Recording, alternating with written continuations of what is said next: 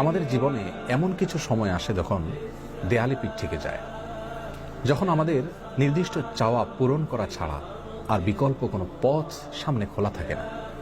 এ ধরনের পরিস্থিতিতে আল্লাহ রাব্বুল আলামিনের কাছে আমাদের মনের একান্ত কামনা বাসনাগুলোকে পূরণ করবার জন্য একটি বিশেষ পথ বাতলেছেন আমাদেরকে প্রিয় নবী সাল্লাল্লাহু আলাইহি ওয়াসাল্লাম, আর সেটি হলো ইসমে আযম।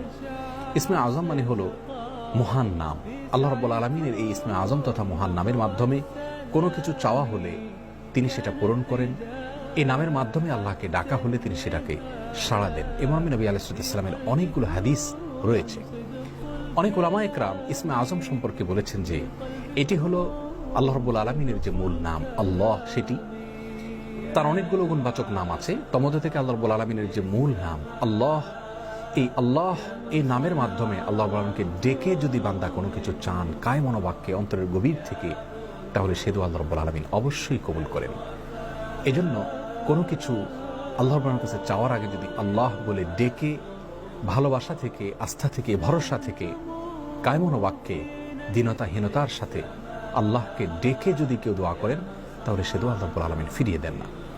ইসমে আযম সম্পর্কে আরো নির্দিষ্ট করে আমরা নবী আলাইহিস সালামের যে হাদিসটি দেখতে পাই, সেটি তিরমিজিতে বর্ণিত হয়েছে, আরো বিভিন্ন হাদিসে কিতাবে বর্ণিত হয়েছে। সেই হাদিস সম্পর্কে বিশ্ববিখ্যাত হাদিসবিদ হাফেজ ইবনে হাজার আল আসকালানী রাহিমাহুল্লাহ ফাথুল বারীতে লিখেছেন যে ইসমে আযম সম্পর্কে সবচেয়ে বিশুদ্ধতম হাদিস হলো এটি।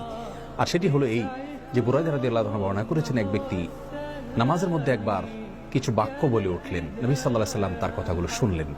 তিনি এটি আর সেটি হলো এই যে বুরায়দা রাদিয়াল্লাহু আনহু বর্ণনা করেছেন, এক ব্যক্তি নামাজের মধ্যে একবার কিছু বাক্য বলে উঠলেন, নবী সাল্লাল্লাহু আলাইহি সাল্লাম তার কথাগুলো শুনলেন।